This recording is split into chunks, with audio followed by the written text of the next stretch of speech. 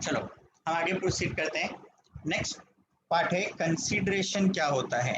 So what exactly do we mean by the word consideration. Consideration क्या है?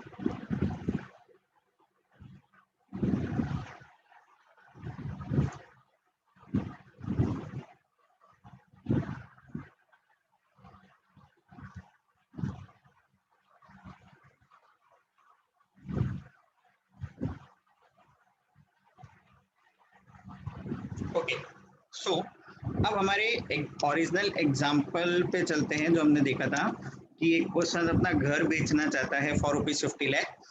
तो जब ए ने ऑफर किया बी को कि I want to sell my house, will you buy. तो अब उसे अपना घर कितने में बेचना है इसका डिसीजन ए खुद लेगा। यानी कंसीडरेशन हमेशा कौन डिसाइड करेगा? हम ऐसा बोलेंगे जो ऑफरर है वो कंसीडरेशन डिसाइड करेगा कि उसको इन रिटर्न क्या चाहिए, राइट? तो कंसीडरेशन डेफिनेशन क्या होता है, देखो wording, when at the desire of promisor, when at the desire of promisor, यानी वो डिजायर किसका रहेगा? डिजायर प्रोमिसर का रहेगा। When at the desire of promisor, promisee और some other person on his behalf, promisee और some other person on his behalf. Now अब तीन फ्रेज एकदम ध्यान से देखोगे, हैज डन और abstained from doing, has done or abstained from doing, does और abstains from doing। abstain मतलब क्या होता है? कोई चीज के लिए मना करना। promises to do, promises to do or abstain from doing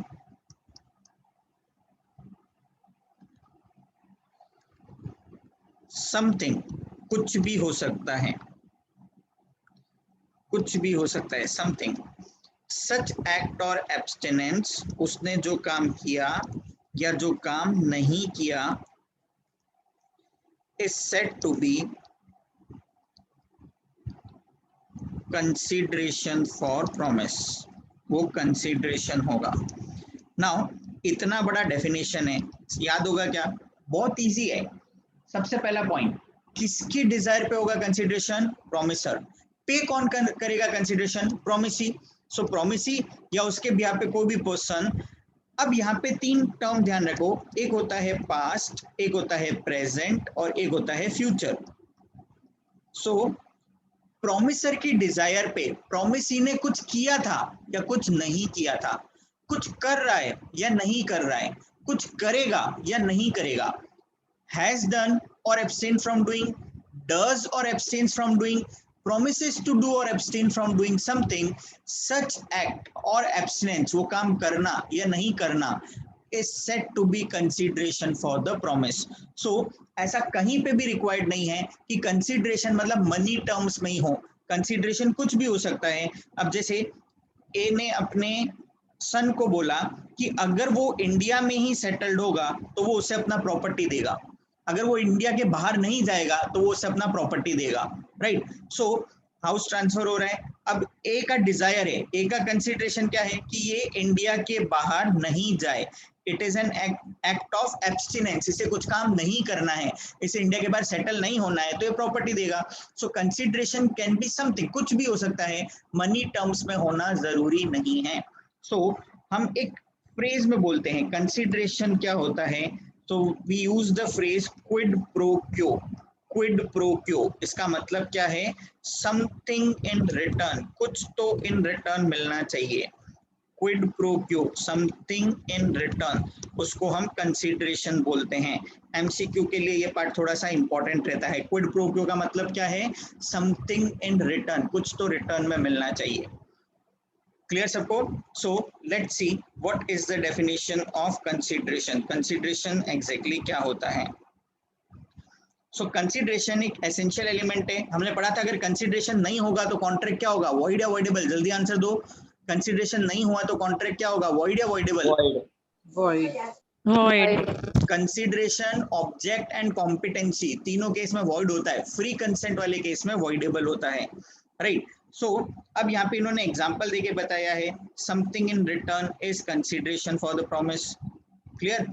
तो डेफिनेशन क्या है? So see, when at the desire of promisor, when at the desire of promisor, promisee or any other person has done or abstained from doing, does or abstains from doing, promises to do or abstain from doing something, कुछ भी हो सकता है वो, such act or abstinence is said to be consideration for promise, उसको हम consideration बोलेंगे। Clear है? सो कंसीडरेशन हम क्या फ्रेज से डिनोट करते हैं? इट इज क्विड प्रो क्यो, समथिंग इन रिटर्न, कुछ तो रिटर्न में आना चाहिए। क्लियर? सो यहाँ पे दो इंपॉर्टेंट चीज हमने देखी। कंसीडरेशन कौन डिसाइड करेगा? It is always at the desire of promisor. Consideration पे कौन करेगा? प्रोमिसी और some other person on his behalf, कोई भी पे कर सकता है। यहाँ तक का पार्ट सबको क्लियर? yes sir, मीनिंग वापस समझाऊंगा। क्या क्या मीनिंग एक बार वापस समझाओ ना कंसिडरेशन का। मीनिंग क्या था? When at the desire of promisor, promisor की मर्जी पे प्रोमिसी ने या उसके बिहाफ पे किसी पर्सन ने कुछ काम किया था या नहीं किया था, कर रहा है या नहीं कर रहा है, करेगा या नहीं करेगा, तो हम उसको कंसीडरेशन बोलेंगे। So it simply when at the desire of promisor, promisee और some other person on his behalf has done or abstained from doing, does or abstains from doing, promises to do or abstain from doing something, such act or abstinence is said to be consideration for promise। यानी मैंने जब offer किया, सामने वाला जो चीज ले रहा है उसके बदले में मुझे क्या देगा, वो मेरी इच्छा होगी, प्रोमिसर की खुद की डिजायर होगी कि उसको इन रिटर्न क्या चाहिए। और कंसीडरेशन होना जरूरी है, तभी वो वैलिड कॉन्ट्रैक्ट होगा। क्योंकि हमने क्या पढ़ा था? जब तक दो प्रॉमिस एक दूसरे का कंसीडरेशन नहीं है, वो एग्रीमेंट की कैटेगरी में भी नहीं आएगा। सो that's why something in return होना चाहिए, एंड वो क्या होगा? वो प्रॉमिसर डिजायर करेगा। क्लियर? सो यहां तक का पार्ट रीड करेंगे, फिर बीच में देखो एक टॉपिक है प्रिविटी ऑफ कॉन्ट्रैक्ट, इसको छोड़ के बाद में एक टॉपिक है kinds of consideration. Privity of contract थोड़ी देर बाद में पढ़ेंगे। काइंड्स ऑफ कंसीडरेशन, तो हमने देखा था तीन टाइप के कंसीडरेशन है, पास्ट, प्रेजेंट, फ्यूचर, राइट? सो पास्ट को तो हम पास्ट कंसीडरेशन ही बोलते हैं, प्रेजेंट कंसीडरेशन को हम एग्जीक्यूटेड बोलते हैं, एंड फ्यूचर कंसीडरेशन को एग्जीक्यूटरी भी बोलते हैं, right? Past, present and future. तो अब देखो यहाँ पे कंसीडरेशन क्या क्या है? एग्जीक्यूटरी जो फ्यूचर में परफॉर्म होगा, एग्जीक्यूटेड जो प्रेजेंट में होगा, देन उसके बाद में पास्ट कंसीडरेशन। बट जो पास्ट कंसीडरेशन होता है, it is not valid under English law, वो खाली इंडियन लॉ में ही वैलिड है। अपने यहाँ पे पास्ट कंसीडरेशन वैलिड है, बट इंग्लिश लॉ के अंदर कभी भी पास्ट कंसीडरेशन वैलिड नहीं होता है। क्लियर? सो यहाँ तक का पार्ट तुमको रीड करना है। I will give you 2 minutes time, quickly फटाफट। कंसीडरेशन बहुत इंपॉर्टेंट टॉपिक है। अभी जब ये टॉपिक फिनिश होगा ना, मैं उसके बाद में क्वेश्चंस दिखाऊंगा। ऑन एन एवरेज ऐसे होता है कि हर 2 अटेम्प्ट में 3 अटेम्प्ट में कंसीडरेशन पे से क्वेश्चन आता है कॉन्ट्रैक्ट के अंदर, that to case study based. So consideration is very very important, पूरा एकदम ध्यान से देखना है। बीच में प्रिविटी ऑफ कॉन्ट्रैक्ट अभी रीड नहीं करना है, बाकी का कंसीडरेशन का पार्ट रीड करना है। Quickly take 2 minutes time and फटाफट इसको रीड करो।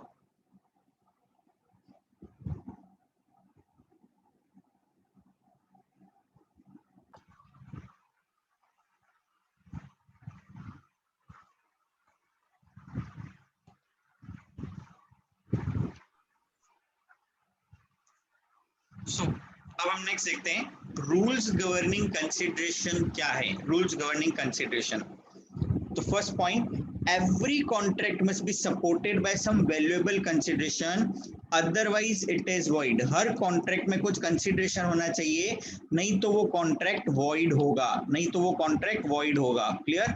बट अब इसके कुछ एक्सेप्शंस है, सब्जेक्ट टू सर्टेन एक्सेप्शंस. ये एक्सेप्शंस वेरी वेरी इंपॉर्टेंट. कुछ ऐसे केसेस है जहां पे मतलब कंसिडरेशन नहीं है फिर भी वो कॉन्ट्रैक्ट वैलिड होगा.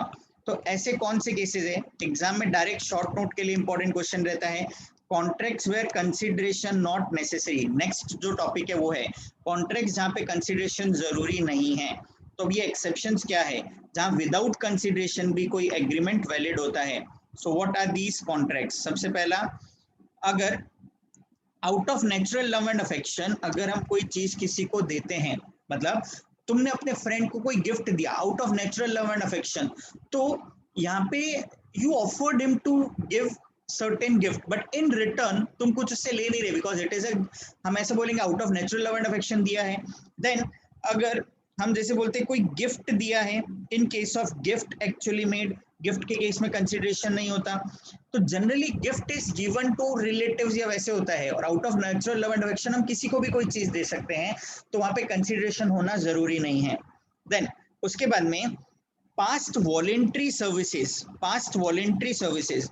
तो अब जैसे सपोजिंग कोई पर्सन ने तुमको कोई सर्विस प्रोवाइड किया वॉलेंट्रीली, अपनी मर्जी से, तुमने बोला नहीं था बट उसने अपनी मर्जी से कुछ काम किया तुम्हारे लिए voluntarily, there was no offer, there was no acceptance. तो यहाँ पे अब वो बाद में आके नहीं बोल सकता मुझे इसके लिए कंसिडरेशन पे करो, वो विदाउट कंसिडरेशन भी वैलिड रहता है. पास्ट वॉलेंट्री सर्विसेज, वॉलेंट्री मतलब उसने अपनी मर्जी से दिया और वो दे चुका है पास्ट में, तो अभी इन रिटर्न उसके लिए कुछ डिमांड नहीं कर सकता. देन उसके बाद में नेक्स्ट देखोगे कॉन्ट्रैक्ट्स ऑफ एजेंसी जो होते हैं, कॉन्ट्रैक्ट्स ऑफ एजेंसी में कंसिडरेशन जरूरी नहीं होता. And last one, money recovered in a time barred suit, कोई ऐसे कॉन्ट्रैक्ट में जो कि टाइम बार्ड हो गया. नॉर्मली हम ऐसा देखते हैं कि अगर कोई पर्सन हमारा पैसा नहीं पे करता तो हमें 3 साल में उसके ऊपर केस फाइल करना चाहिए, ऐसा कुछ लिमिटेशन पीरियड होता है. बट अगर लिमिटेशन पीरियड खत्म हो गया तो वो लीगली रिकवरेबल नहीं, हम कोर्ट में नहीं जा सकते, बट फिर भी अगर हमें हमारा पैसा मिला तो दो it was not legally enforceable but still हम उसको वैलिड मानते हैं, वहां पे कंसिडरेशन होना जरूरी नहीं है क्योंकि वो मेरा ही पैसा था जो मुझे मिल रहा है, दो लीगली एनफोर्सेबल नहीं है but I am getting it back, so money recovered in a time barred suit, उसके लिए कोई कंसिडरेशन होना जरूरी नहीं है. सो 5 ऐसे कॉन्ट्रैक्ट देखे जो विदाउट कंसिडरेशन भी वैलिड होते हैं. क्या क्या था? Out of natural love and affection, gift, contracts of agency, past voluntary services जो प्रोवाइड करी है, and money recovered in a time barred suit. In 5 cases में कंसिडरेशन होना जरूरी नहीं है. क्लियर है? फटाफट क्विकली रीड करोगे 5 point, very very important question for exam. Contract where consideration is not necessary, very important for exam.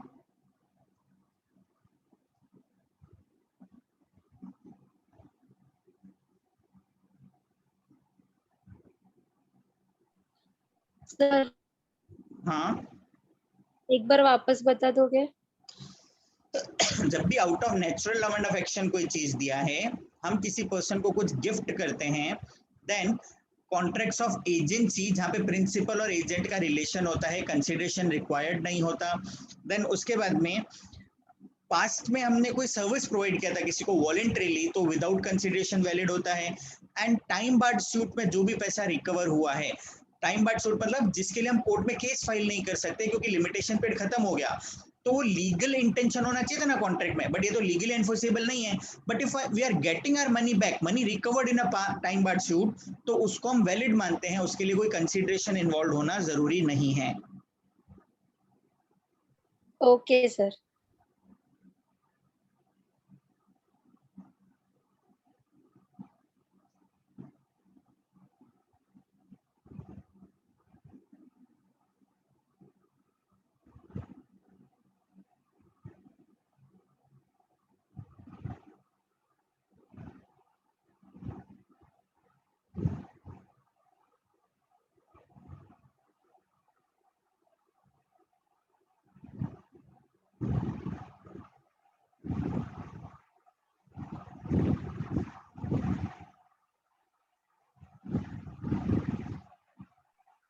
Sir ये third point barred by the law of limitation वो एक वही बार मनी एक्सप्लेन करो record in ना। अ time board shoot, वो जो बताया वही है। सर अगर made out of natural love है तो अगर उसमें राइटिंग और रजिस्टर्ड नहीं होगा तो ये एक्सेप्शन में नहीं आएगा ना? नहीं, नॉर्मली अपन ऐसा बोलते थे ना, रजिस्ट्रेशन एक्ट में जैसे देखा होगा, गिफ्ट ऑफ इमूवेबल प्रॉपर्टी कोई भी चीज करते तो रजिस्ट्रेशन इज मैंडेटरी। हाँ, कंपल्सरी। फ्यूचर प्रूफ क्या है, क्योंकि कंसिडरेशन इन्वॉल्व नहीं है तो प्रूफ क्या होगा कि ऐसा कुछ गिफ्ट हुआ है या out of natural love and affection दिया है। So that's why written and registered जरूरी होता है। ओके।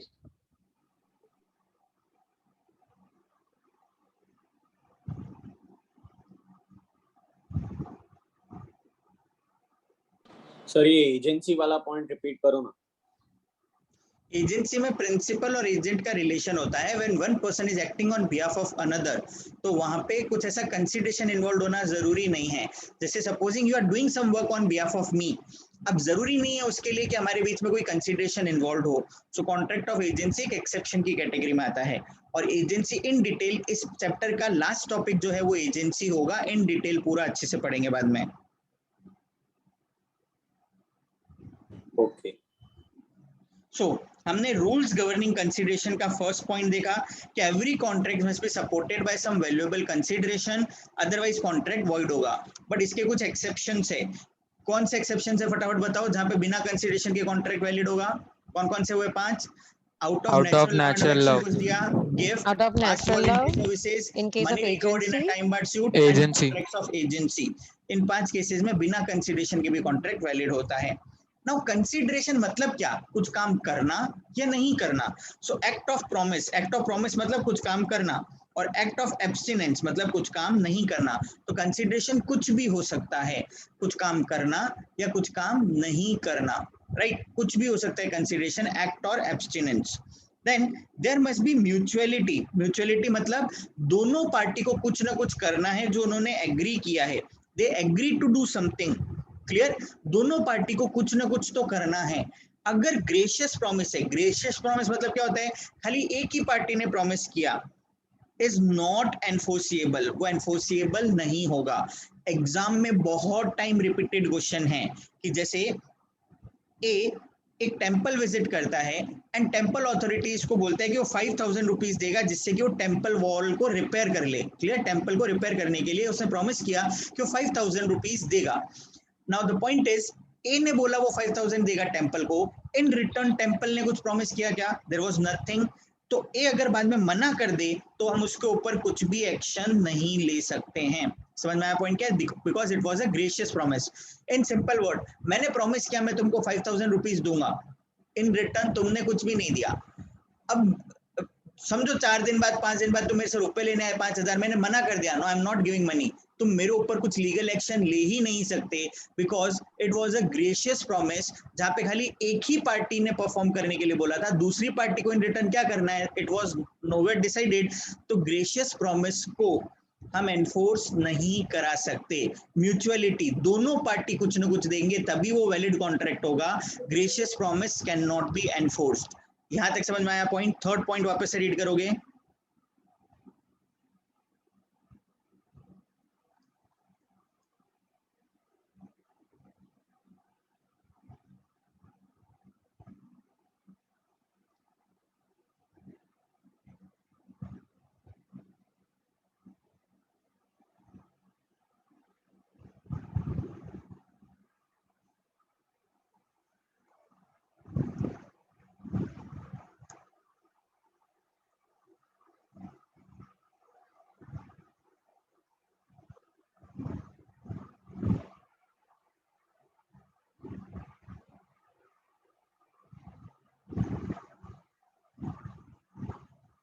नाउ अब इसमें भी एक एक्सेप्शन है। हमने जनरल रूल क्या देखा? Gracious promise can not be enforced. हम ग्रेशियस प्रॉमिस को एनफोर्स नहीं कर सकते। तो देखो, अब ये कंसीडरेशन नॉट नेसेसरी के आगे जो टॉपिक गिवन है वो वाला पॉइंट देखना है। When gracious promise can be enforced, when gracious promise can be enforced, whether gracious promise can be enforced, ऐसा हेडिंग दिखेगा। Very very important question for exam. Normal rule क्या था? ग्रेशियस प्रॉमिस को हम एनफोर्स नहीं कर सकते हैं, बट एक्सेप्शन क्या है? if the promisee is put to some detriment, promisee ने कुछ काम कर दिया जिसकी वजह से उसको नुकसान हो गया, right? On the faith of the promise उसने कुछ काम कर दिया, then in such a case promisor is bound to pay, उसको वो पे करना ही पड़ेगा। जैसे हमने एग्जांपल लिया था कि एक पर्सन प्रॉमिस करके आता है टेंपल अथॉरिटीज को कि वो टेंपल वॉल रिपेयर करने के लिए 5000 देगा। This was a gracious promise. Temple authorities उससे मांगने के उससे मना कर दिया, no action can be taken by temple authorities. But ध्यान से सुनना, उसने प्रॉमिस किया कि वो 5000 देगा टेंपल वॉल रिपेयर करने के लिए। टेंपल अथॉरिटीज ने वॉल को रिपेयर करवा लिया on the faith of his promise, मतलब they have acted upon his promise. Now wall repair कराने के बाद वो उसके पास गए 5000 रुपीज लेने, तो अब मिस्टर ए मना नहीं कर सकता, he is bound to pay because the promisee has acted upon the gracious promise and he has been put to detriment, उसने उसके promise के faith को वो काम करवा लिया, तो फिर वो promise enforce करवा सकता है। रिपीट, ग्रेशियस प्रॉमिस एनफोर्स नहीं करा सकते, बट ग्रेशियस प्रॉमिस के बेसिस पे अगर तुमने कुछ काम कर लिया, after doing that work gracious promise enforce हो सकता है। समझ में आया क्या सबको पॉइंट क्या है? Yes. Yes, sir. एग्रीमेंट मतलब क्या होता है? क्या क्या? डेक्रीमेंट मतलब आपने बोला ना। एग्रीमेंट मतलब स्टार्टिंग से पढ़ के एग्रीमेंट नहीं पता अभी क्या है? नहीं, डी से कुछ है ना, डेक्रीमेंट बोला ना आपने। डेट्रीमेंट, डेट्रीमेंट मतलब नुकसान हुआ उसको कुछ। ठीक है।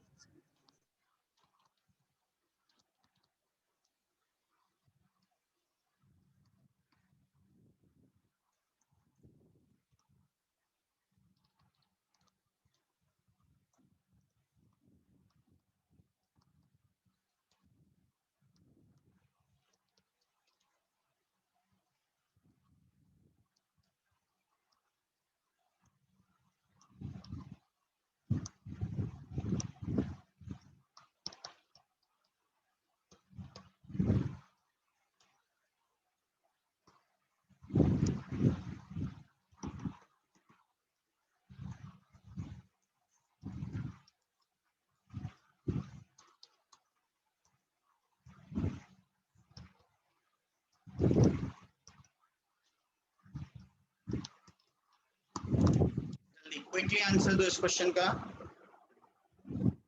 Yes, sir. They can recover the amount. Yes, They sir. can recover. Yes, sir. क्या यस दे कैन रिकवर क्या है? दो क्वेश्चन है, एक क्वेश्चन थोड़ी है। फर्स्ट क्वेश्चन में रिकवर नहीं कर सकते, अगर वो लोग ने ऑलरेडी वो प्रॉमिस के बेस पे पर्टिकुलर ले लिया है तो वो रिकवर कर सकते। फर्स्ट वाला पार्ट ग्रेशियस प्रॉमिस है एंड सेकंड वाला part the authorities have acted upon that gracious promise, so that's why वो रिकवर कर सकते हैं। समझ में आया क्या? एग्जाम में ऐसे हाँ, क्वेश्चन आते हैं, ये 8 मार्क का Yes, क्वेश्चन आया हुआ है। 8 मार्क के लिए तुम लिख के आओगे यस रिकवर कर सकते हैं, नो रिकवर नहीं कर सकते। मिलेंगे खाली 1 मार्क, कुछ भी नहीं मिलेगा, ऐसा भी हो सकता है। प्रोविजन समझाना पड़ेगा ना, पहले कंसीडरेशन क्या होता है वो बताओ, फिर कंसीडरेशन का क्या रूल होता है, ग्रेशियस प्रॉमिस एनफोर्स नहीं कर सकते, कब ग्रेशियस प्रॉमिस एनफोर्स कर सकते हैं, पहले प्रोविजन लिखो एंड बाद में अपना आंसर दोगे तब तुम्हें मार्क्स मिलेंगे।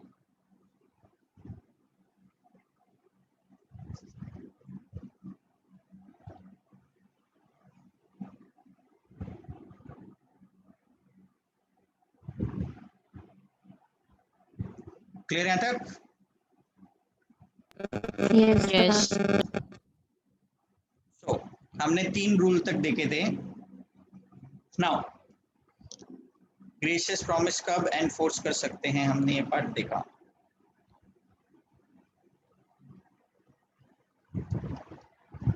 Now next rule, consideration should be real and not vague। मतलब अभी हम जैसे बोले कि I will pay you good amount for the house if it proves lucky for me. अब लकी क्या है हम डिफाइन ही नहीं कर सकते। I will pay you 5000 if you stop creating nuisance, but nuisance क्या होता है हम डिफाइन ही नहीं कर सकते। तो consideration should be real, clear. Then consideration must have some value if it need not be adequate. जरूरी नहीं है कि वो एडिक्वेट कंसिडरेशन हो। जैसे मैं सिंपली एग्जांपल के वे में बोल रहा हूँ, मरीन लाइंस पे सी फेसिंग 5 BHK फ्लैट मैं तुम्हें 20 लाख में बेच रहा हूँ, विल यू बाय? अब तुम बोलोगे 20 लाख में ये फ्लैट, कुछ तो लफड़ा है, मेरी मर्जी मेरी डिजायर है ना, मुझे क्या चाहिए, मुझे 20 लाख ही चाहिए, विल यू बाय? तो क्या ये कॉन्ट्रैक्ट वैलिड होगा या नहीं होगा? नाउ समथिंग इन रिटर्न तो है, मैंने घर दिया तो मुझे बदले में 20 लाख मिल रहे, समथिंग इन रिटर्न है। कंसिडरेशन में ऐसा कहाँ बोला था कि एक्चुअल वैल्यू ही होना चाहिए, we must get something in return, और वो समथिंग क्या है, प्रोमिसर का डिजायर होगा। तो प्रोमिसर खुद अगर 20 लाख मांग रहा है तो हमने उसको पे किया, वो एक वैलिड कॉन्ट्रैक्ट है। सो कहीं पे भी ऐसा रिक्वायर्ड नहीं है कि कंसिडरेशन एडिक्वेट होना चाहिए। बट हाउएवर अगर मैं बोलूं कोई 5 करोड़ की चीज तुमको 20 लाख में दे रहा है तो कहीं ना कहीं माइंड में डाउट तो आएगा ना, कुछ तो गलत है। सो देयरफॉर अब देखो यहाँ पे क्या कंडीशन है कि अगर कंसिडरेशन एडिक्वेट नहीं होता है तो कहीं ना कहीं ऐसा डाउट हो जाता है कि वो कॉन्ट्रैक्ट फ्री कंसेंट से नहीं हुआ है। यानी पार्टी कभी भी उठ के ऐसा बोल सकता है कि भाई ये कॉन्ट्रैक्ट फ्री कंसेंट से नहीं हुआ, राइट। मेरे को जबरदस्ती डरा धमका के मेरा घर 20 लाख में ले लिया तो फिर वो वॉइडेबल हो जाता है। समझ रहे पॉइंट क्या है? सो देयरफॉर हमें क्या ध्यान रखना है, कंसिडरेशन एडिक्वेट होना जरूरी नहीं है, कुछ भी हो सकता है, but inadequate consideration may be treated as a ground for coercion, कि किसी ने डरा धमका के तुमसे ऐसा कॉन्ट्रैक्ट कराया है, नहीं तो इतनी महंगी चीज तुम इतने सस्ते में क्यों दोगे, बट वो प्रूव करने की बात है। Then consideration must be lawful, जिसको हम लीगली रिकवर कर पाए तो ही वो कंसिडरेशन वैलिड होगा। नाउ इस पर्टिकुलर एफ पॉइंट पे बहुत सारे क्वेश्चंस एग्जाम में आते हैं कि कंसिडरेशन लॉफुल होना चाहिए क्या, कैसे कैसे क्वेश्चंस आते हैं। तो यहाँ पे देखो,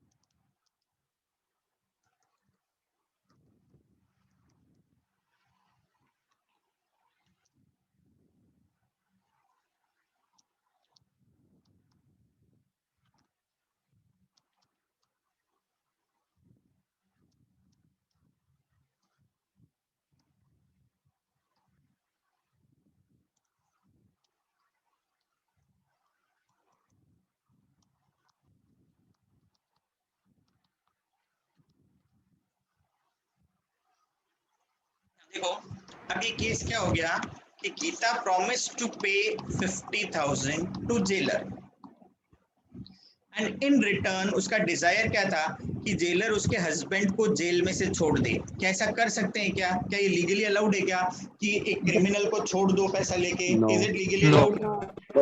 No. सो देयरफॉर ये जो कंसीडरेशन डिमांडेड है ये अनलॉफुल है।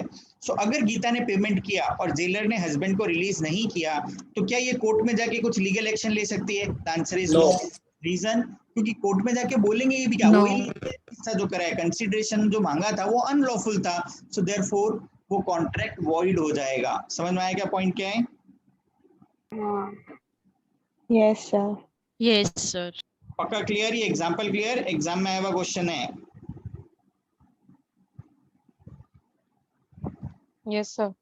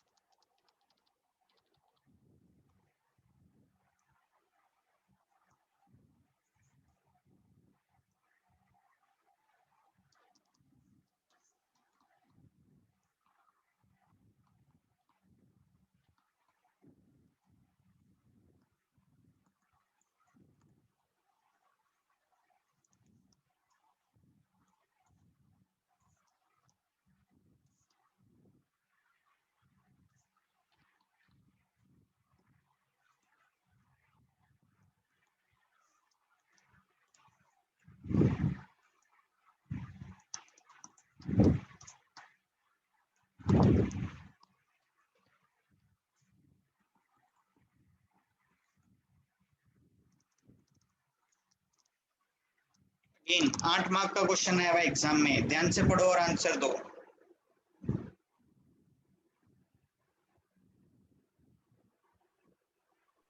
सर इलिसिट रिलेशन मतलब?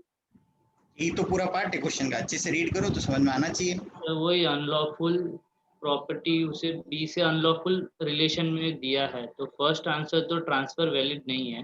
इन शॉर्ट में ऐसा बताओ, इलिसिट रिलेशन होता है कुछ नाजायज रिलेशन, जैसे कि extra marital affair, something like this.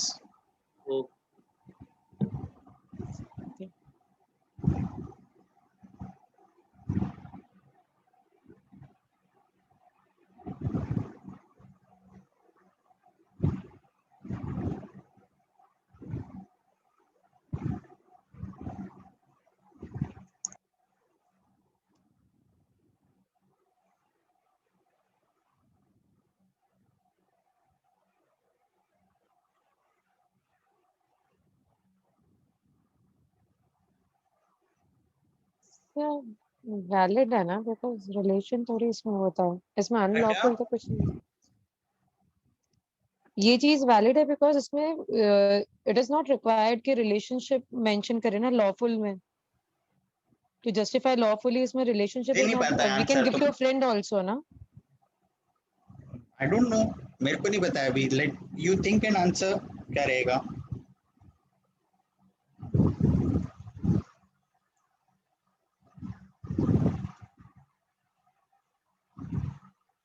So it is allowed because it is not in respect of any crime. It is not void. Question में दो पार्ट है, ठीक है। सबसे पहला क्या पार्ट है, A made a gift of certain property to be. क्या गिफ्ट में कंसीडरेशन चाहिए होता है क्या? No.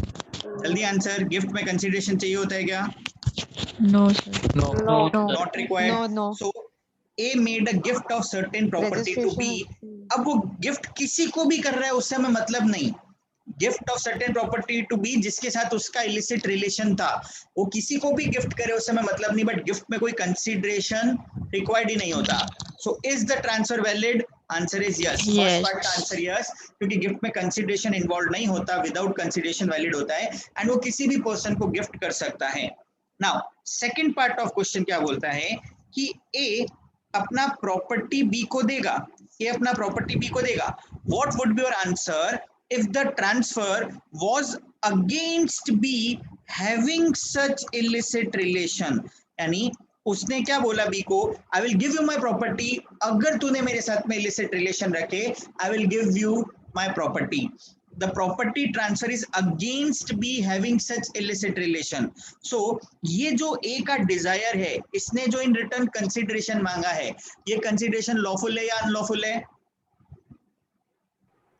Unlawful. Unlawful. So ये जो second part of contract है, ये such a transfer will be void, but first वाला transfer valid होगा. सबको समझ में आ रहा है क्या कैसे रहेगा ये आंसर?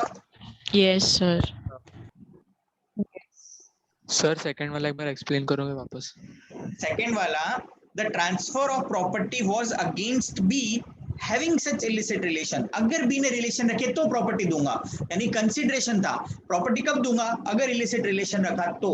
यानी इन रिटर्न जो डिमांड किया है वो एक अनलॉफुल चीज है, कंसीडरेशन अनलॉफुल है, सो देयरफॉर कॉन्ट्रैक्ट वॉइड हो जाएगा. Okay sir.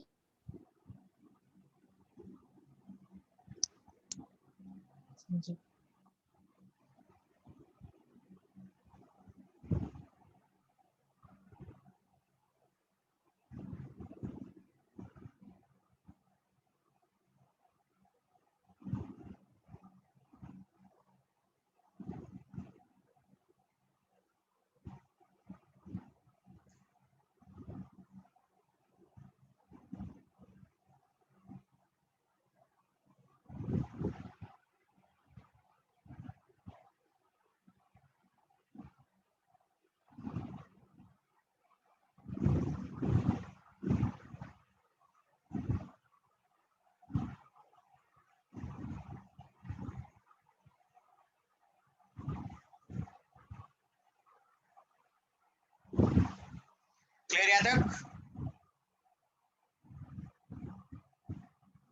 Yes, sir. Yes, sir.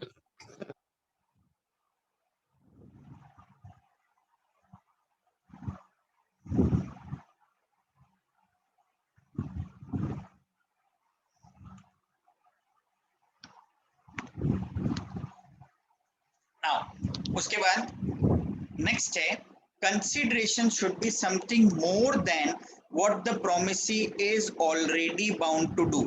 Consideration should be something more than what the promisee is already bound to do. अब ये पॉइंट भी देखो, एग्जाम्पल से समझना है. अगेन टेक्निकल पॉइंट है ये भी. नाउ सी, जैसे अगर समझो दो लोगों के बीच में कुछ एग्रीमेंट हुआ एंड दैट एग्रीमेंट के टर्म्स ऑलरेडी डिसाइडेड थे. एग्रीमेंट के टर्म ऑलरेडी डिसाइडेड थे.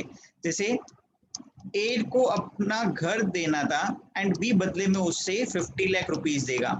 So the terms were already decided. ठीक है, ये एग्रीमेंट ऑलरेडी हो गया इनके पास में. नाउ अभी थोड़े टाइम बाद में बी इसको फर्दर पेमेंट करने से मना करता है एंड बी बोलता है कि अगर घर के साथ में पार्किंग दिया then only he will buy. मतलब घर के साथ में पार्किंग दिया then only he will buy. So A ने क्या किया, एक बार के लिए तो हाँ कर लिया कि वो घर प्लस पार्किंग दे देगा, but later on A refuse to give the parking. तो अभी यहाँ पे ए इसको पार्किंग देगा, क्या बदले में बी इसको कुछ एक्स्ट्रा अमाउंट पे कर रहा है क्या? The answer is no.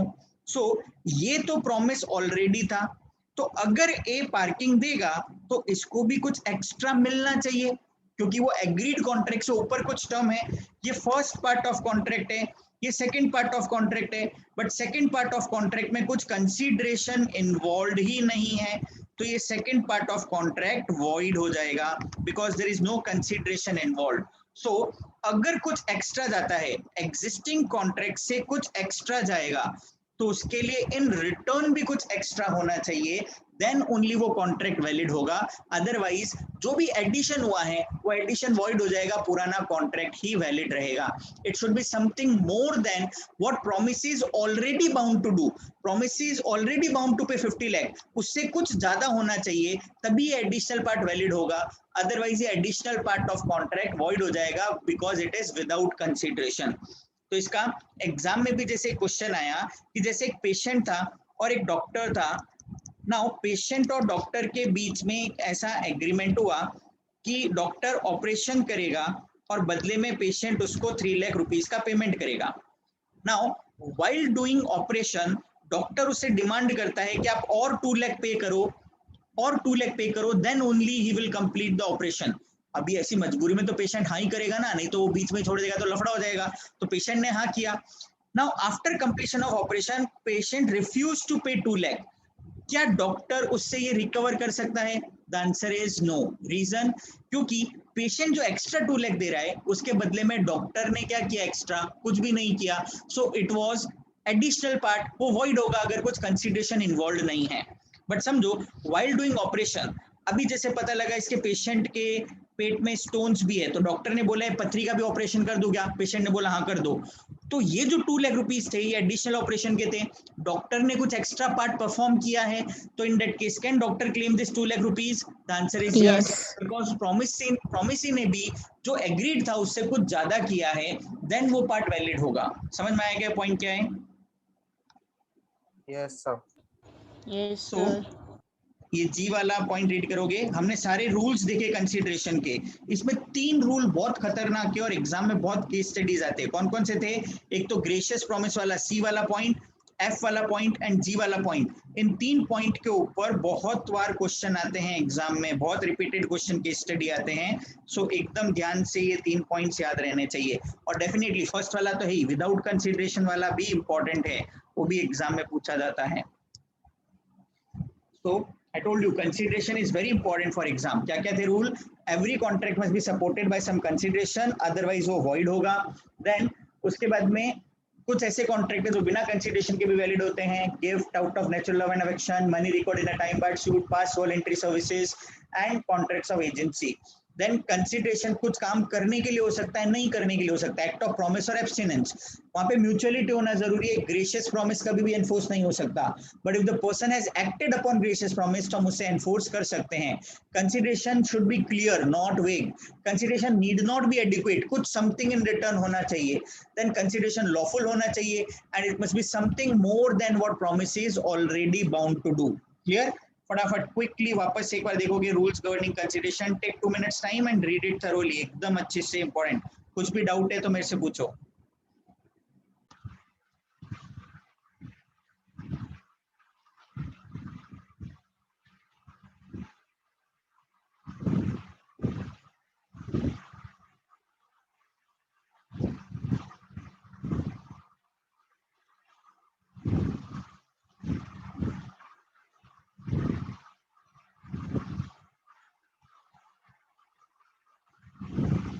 चलो क्लियर है यहाँ तक? रूल्स गवर्निंग कंसिडरेशन तक का सब पार्ट समझ में आया?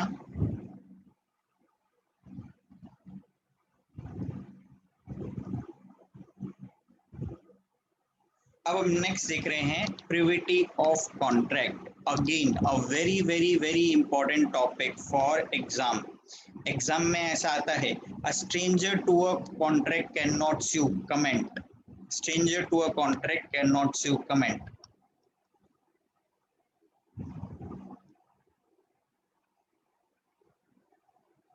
ना सुनो ध्यान से, सिंपल से एग्जांपल। तुमने अपने किसी फ्रेंड के साथ में कॉन्ट्रैक्ट एंटर किया, ठीक है? तुमने अपने किसी फ्रेंड के साथ में कॉन्ट्रैक्ट एंटर किया कि तुम अपने फ्रेंड को से तुम्हारा बाइक सेल करोगे एंड तुम्हारा फ्रेंड तुमको उसके लिए 20,000 रुपीज देगा, ठीक है? So there was an agreement between you and your friend. Now तुमने अपना बाइक फ्रेंड को दे दिया, बट फ्रेंड ने वो अभी 20,000 रुपीज तुमको पे नहीं किया, ठीक है? नाउ ध्यान से देखो, मैंने जाके कोर्ट में केस फाइल किया इसके ऊपर कि इसने इस पर्सन का पेमेंट नहीं किया। मैंने जाके इस पे केस फाइल किया कि इसने इस पर्सन का पेमेंट नहीं किया, राइट? तो अब जब मैं कोर्ट में जाके केस फाइल करूंगा, कोर्ट मुझे क्या बोलेगा? तू कौन है भाई? मतलब कॉन्ट्रैक्ट में आपका क्या रोल है? कुछ भी नहीं है। contract was between these parties and this person is a stranger to contract. इसका contract में कुछ involvement ही नहीं है. So a stranger to a contract cannot sue. समझ में आ रहा है क्या concept क्या है? Contract में कॉन्ट्रैक्ट क्या पढ़ा था? लीगली एनफोर्सेबल है. अगर कोई पर्सन कॉन्ट्रैक्ट फुलफिल नहीं करेगा तो हम कोर्ट में लीगल एक्शन ले सकते हैं. But who will take that legal action? The contracting party will take legal action. कोई और पर्सन नहीं ले सकता है. समझ में आएगा पॉइंट क्या है? Stranger to a contract can not sue. Clear? So the very first line हम यहाँ पे देखते हैं. A stranger to a contract cannot sue. ये English law as well as Indian law दोनों में सेम है. Privity of contract, privacy, privity of contract, जो पार्टीज है वो एक दूसरे पे एक्शन लेंगे. स्ट्रेंजर टू कॉन्ट्रैक्ट स्यू नहीं कर सकता है. ये लाइन सबको समझ में आया क्या? Stranger to contract can not sue, ये लाइन सबको समझ में आया? Yes, sir. ओके. नाउ अब सुनना ध्यान से.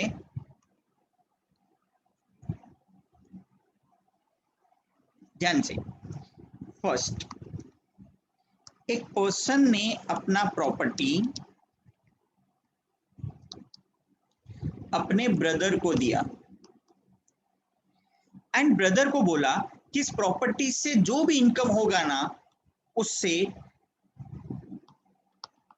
मेरे बच्चों का ध्यान रखना. क्लियर? मेरे बच्चों का ध्यान रखना, मेरे बच्चों को पे करना जो भी इनकम आएगा उससे. सो कॉन्ट्रैक्ट किसके बीच में हुआ है? कॉन्ट्रैक्ट हुआ है ए और उसके भाई के बीच में. ठीक है, ए और उसके भाई के बीच में.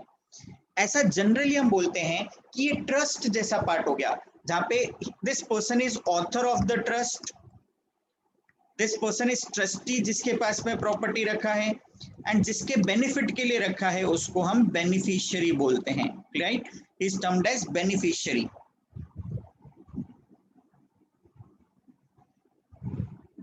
तो अभी इन दिस सिनेरियो कॉन्ट्रैक्ट हुआ किसके बीच में है? किसके बीच में कॉन्ट्रैक्ट हुआ है? ए और उसके ब्रदर के बीच में.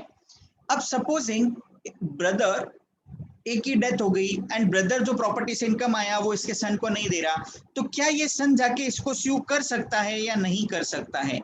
Now the point is, logically technique लगाओगे तो देखो, this person was not stranger to contract. इस कॉन्ट्रैक्ट में लिखा हुआ था कि ये बेटे का ध्यान रखेगा. समझ में आया ना पॉइंट क्या है? He was not a stranger to contract, but though he is not a contracting party, but ये स्टिल जाके स्यू कर सकता है because he is beneficiary under such contract. उस कॉन्ट्रैक्ट में उसको बेनिफिट मिलने वाला है, सो देयरफॉर वो जाके उस पे केस फाइल कर सकता है.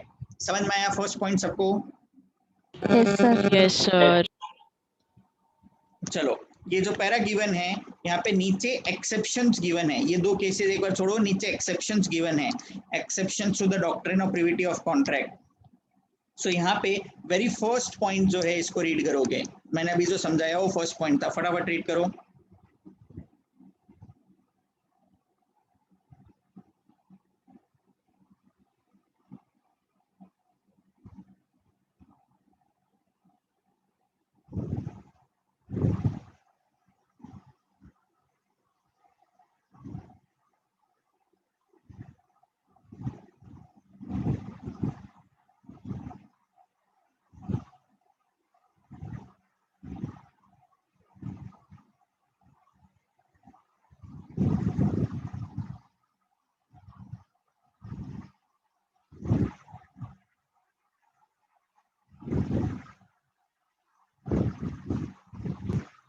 सर एक बार फर्स्ट पॉइंट रिपीट करोगे? अगर कोई कॉन्ट्रैक्ट होता है जहां पे उस कॉन्ट्रैक्ट का बेनिफिट किसी और पर्सन को मिलने वाला है, तो जो अदर पर्सन है वो लीगल एक्शन ले सकता है. So contract was between A and his brother, but उसका बेनिफिट उसके बेटे को मिलने वाला था. So if the person is not giving the benefit, ये बेटा इस पे लीगल एक्शन ले सकता है because he was beneficiary in such contract.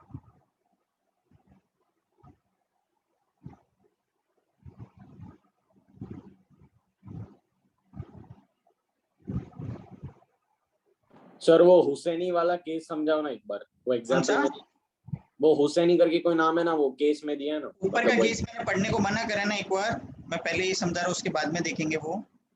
ठीक है.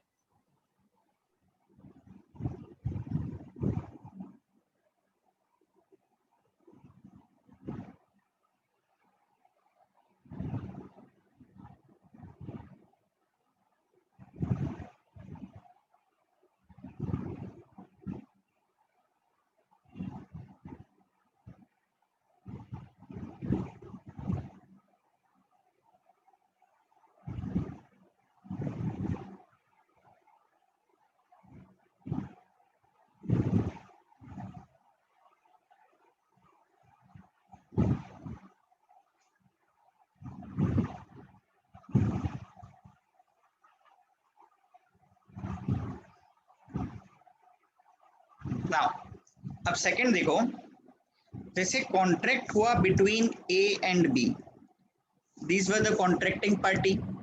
नाउ बी ने, समझो ए ने अपना घर बेचा था, बी ने इसको 50 लाख रुपीस देने का प्रॉमिस किया था।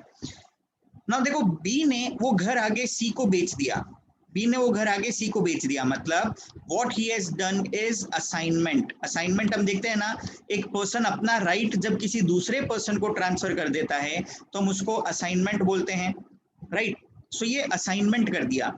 नाउ बी ने 50 लाख दे दिए, बट ए ने अभी तक घर नहीं दिया, क्योंकि घर नहीं मिला तो वो घर सी को भी नहीं मिल रहा। सी जाके ए पे केस फाइल कर रहा है कि आप घर का पोजेशन दो, मुझे घर चाहिए क्योंकि मैंने परचेज किया है। नाउ जब ये केस फाइल कर रहा है तो ये बोलता है भाई तू कौन है, मेरा तेरे साथ में थोड़ी एग्रीमेंट हुआ है। कॉन्ट्रैक्टिंग पार्टीज तो ए और बी थे, सो देयरफॉर बी को एक्शन लेना चाहिए के ऊपर, कोई और थोड़ी ले सकता है। C is an stranger to contract between A and B. But the point is party ने अपने राइट को असाइन कर दिया था, तो जब भी असाइनमेंट कर देते हैं, ये जो असाइनी होता है ये जाके लीगल एक्शन ले सकता है, क्योंकि असाइनी का इंटरेस्ट इन्वॉल्व हो गया उस प्रॉपर्टी के अंदर, वो जाके लीगल एक्शन ले सकता है। So though assignee is an stranger to contract, but वो जाके लीगल एक्शन ले सकता है। क्लियर? सेकंड वाला पॉइंट रीड करोगे फटाफट क्विकली। सर तो मतलब बेनिफिशियरी स्ट्रेंजर नहीं होता ना कॉन्ट्रैक्ट में, मतलब the point is not a contracting party. Rule क्या था, कॉन्ट्रैक्टिंग पार्टी केस फाइल करेगा, कोई और नहीं कर सकता। बट ये कॉन्ट्रैक्टिंग पार्टी नहीं है, बट स्टिल इनका कॉन्ट्रैक्ट में कुछ इंटरेस्ट इन्वॉल्व है, सो दैट्स व्हाई ये लोग जाके केस फाइल कर सकते हैं। ओके।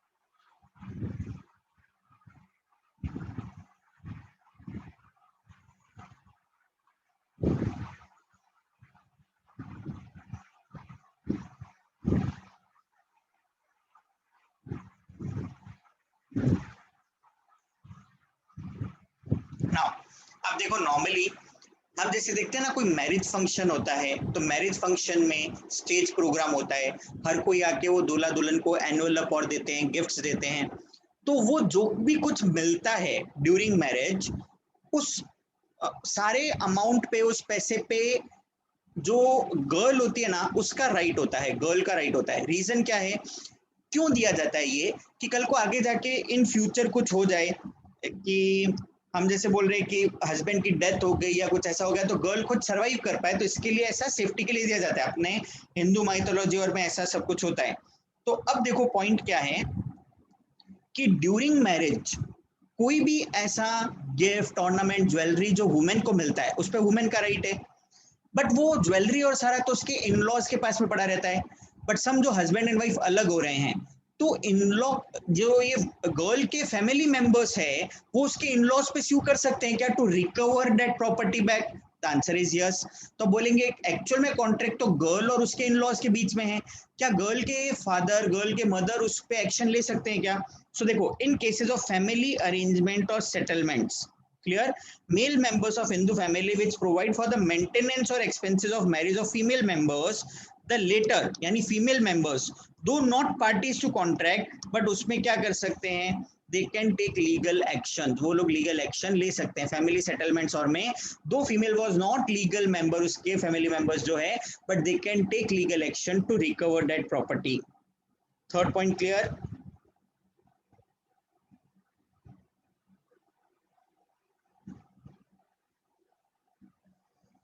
थर्ड पॉइंट समझ में आया क्या? सिंपल ठीक है टर्म सर। में जो भी मतलब लाइक प्रॉपर्टी मिला है ड्यूरिंग मैरिज, फीमेल मेंबर्स, उसके family members, they can take legal action to recover that property.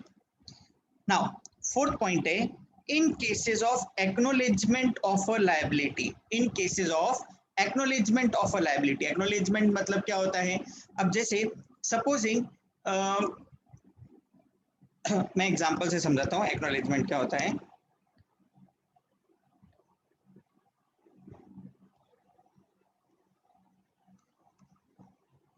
ध्यान से देखो, जैसे ए हैड टू पे सर्टेन अमाउंट टू बी, ए को से 5,000 रुपए बी को देने थे, ठीक है।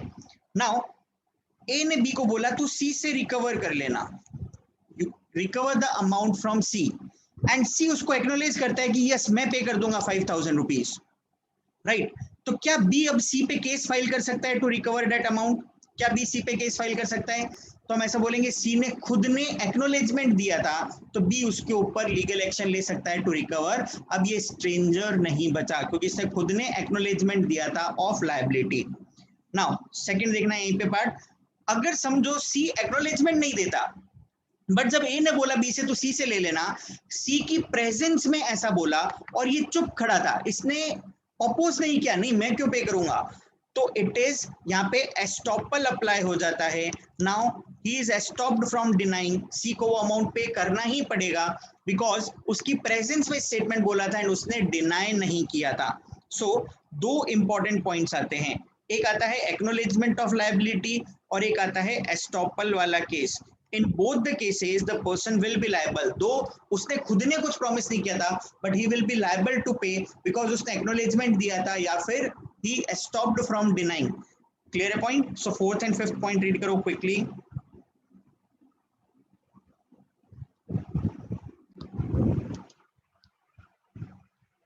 Next जो last point है and that is also one of the simple point, यहाँ पे फोकस करोगे। Supposing एक पर्सन ने से दूसरे पर्सन से लोन लिया एंड उस लोन के अगेंस्ट में से अपना घर उसने एज अ सिक्योरिटी गिरवी रख दिया, ठीक है। नाउ ए ने ये घर सी को बेचा, सो कॉन्ट्रैक्ट किसके बीच में हुआ है? ए और सी के बीच में। बट बी जाके एक्शन ले रहा है सी से कि घर पे पहले मेरा राइट है, घर मुझे दो, क्योंकि उसके पास सिक्योरिटी पड़ा था। नाउ द क्वेश्चन इज क्या बी जाके सी को स्यू कर सकता है या नहीं कर सकता? मुझे एक सिंपल सा लॉजिक बताओ, बी का उस प्रॉपर्टी में इंटरेस्ट इन्वॉल्व है या नहीं है? कर सकते हैं सर।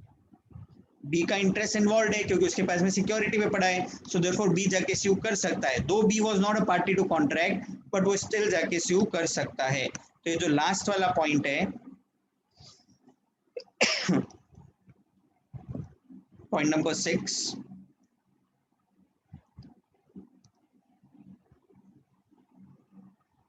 एक बार रिपीट कीजिए।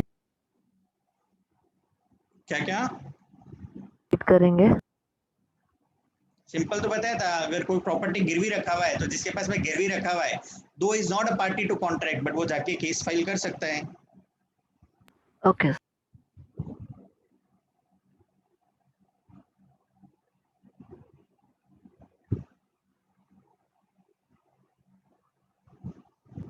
सर वो एक्नॉलेजमेंट ऑफ लायबिलिटी का पॉइंट एक बार समझाओ ना वापस। एक्नॉलेजमेंट होता है, देखो सिंपली एग्जांपल पढ़ोगे तो भी समझ में आएगा। A receives money from B for paying to C, A ने बी से पैसा लिया कि वो सी को पे करेगा एंड एडमिट्स टू सी कि भाई मैंने बी से तेरा पैसा ले लिया, मैं तुझे दे दूंगा। तो अभी कॉन्ट्रैक्ट एक्चुअल में ए और बी ने पैसा लेन देन किया था, बट क्या सी ए पे केस फाइल कर सकता है क्या to recover? The answer is yes, क्योंकि ए ने एक्नॉलेजमेंट दिया है कि उसने पैसा ले लिया बी से, तो देयरफॉर सी अब ए पे केस फाइल कर सकता है टू रिकवर दैट अमाउंट।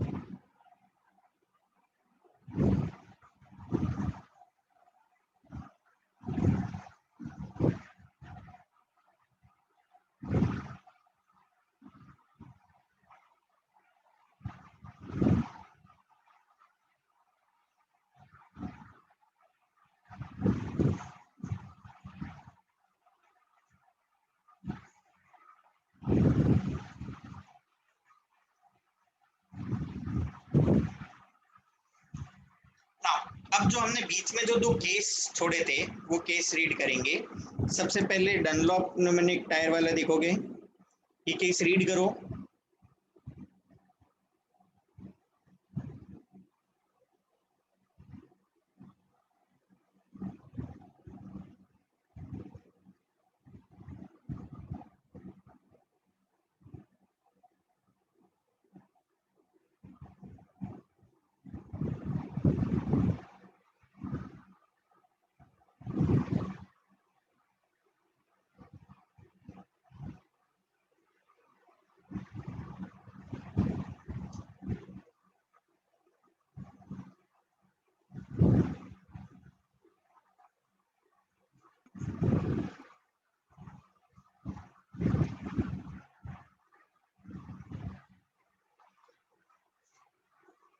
हाँ सी क्या है wording, D supplied tyres to wholesaler X, D ने एक्स को टायर सप्लाई किए on a condition that any retailer to whom X resupplied the tire should promise X not to sell below the public below D's list price, D ने जो price बोला उससे नीचे नहीं बेचेगा। सो इसको फिगर आउट करो क्या है। देखो D ने अपने होलसेलर X के साथ में कॉन्ट्रैक्ट एंटर किया,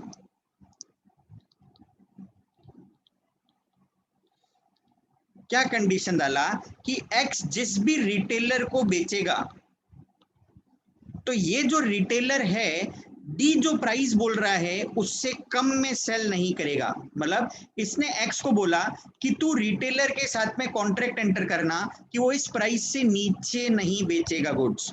क्लियर, ऐसा डी ने एग्रीमेंट में क्लॉज डाला।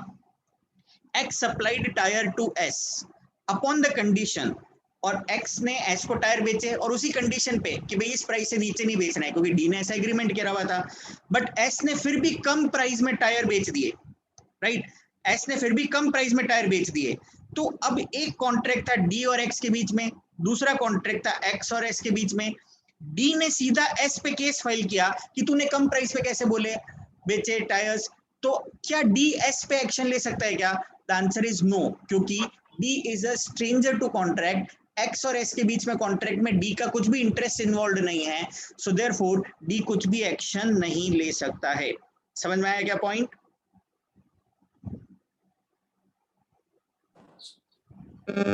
सर पर वो डी के टायर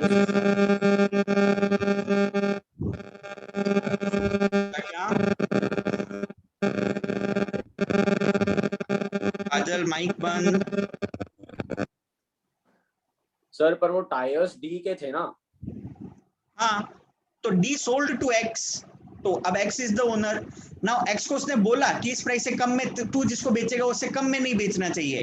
नाउ एक्स और एस के बीच में कॉन्ट्रैक्ट हुआ, तो एस अगर कम प्राइस में बेचता है तो उस पर लीगल एक्शन लेने का राइट एक्स का है, डी जाके नहीं ले सकता, he is a stranger to contract.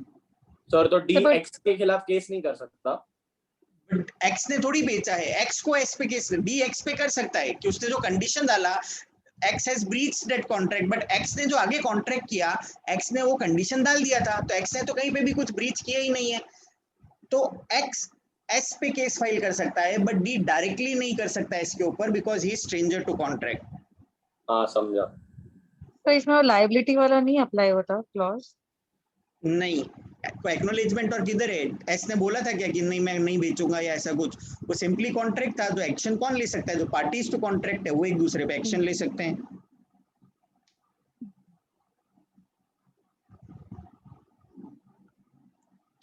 Clear है यहां तक part?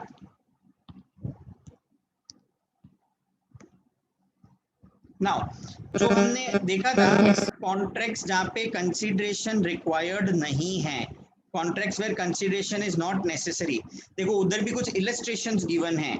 I want you to read these two illustrations quickly, फटाफट।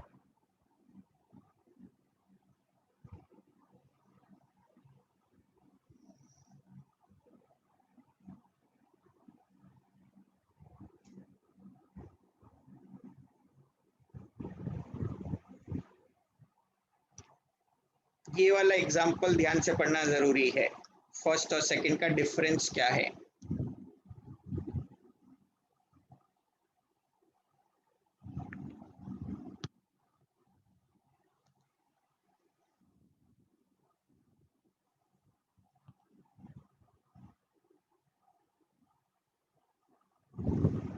देखो एक हस्बैंड ने अपनी वाइफ को प्रॉमिस किया कि वो हर महीने उसको 15,000 पे करेगा out of natural love and affection, valid contract है, विदाउट कंसिडरेशन है, हम रिकवर कर सकते हैं। बट एक हस्बैंड ने अपनी वाइफ को बोला मैं 15,000 रुपए दूंगा, तू जाके कोई और घर में रहे, मेरे साथ में मत रहे, क्या ये out of natural love and affection है? It was held that it is not out of natural love and affection, so therefore ये एनफोर्सेबल नहीं है।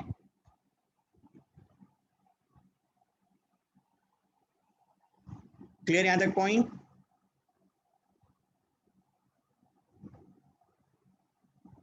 सर ये तो फिर कॉन्ट्रैक्ट ही नहीं हुआ ना। हाँ तो नहीं होगा ना, यहाँ पे कंसिडरेशन इन्वॉल्व नहीं है।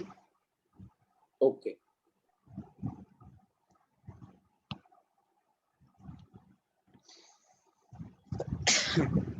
सो ये पार्ट भी क्लियर है। टर्म्स ऑफ कॉन्ट्रैक्ट सर्टेन होने चाहिए, terms of contract should be certain, clear होना चाहिए, नॉट वीक, हमने ये पढ़ा था ऑलरेडी पार्ट। सो यहां तक तुमको देखना है। अब flaws in contract is the next topic जहां से हम स्टार्ट करेंगे, flaws in contract. Clear? Will start it in next lecture.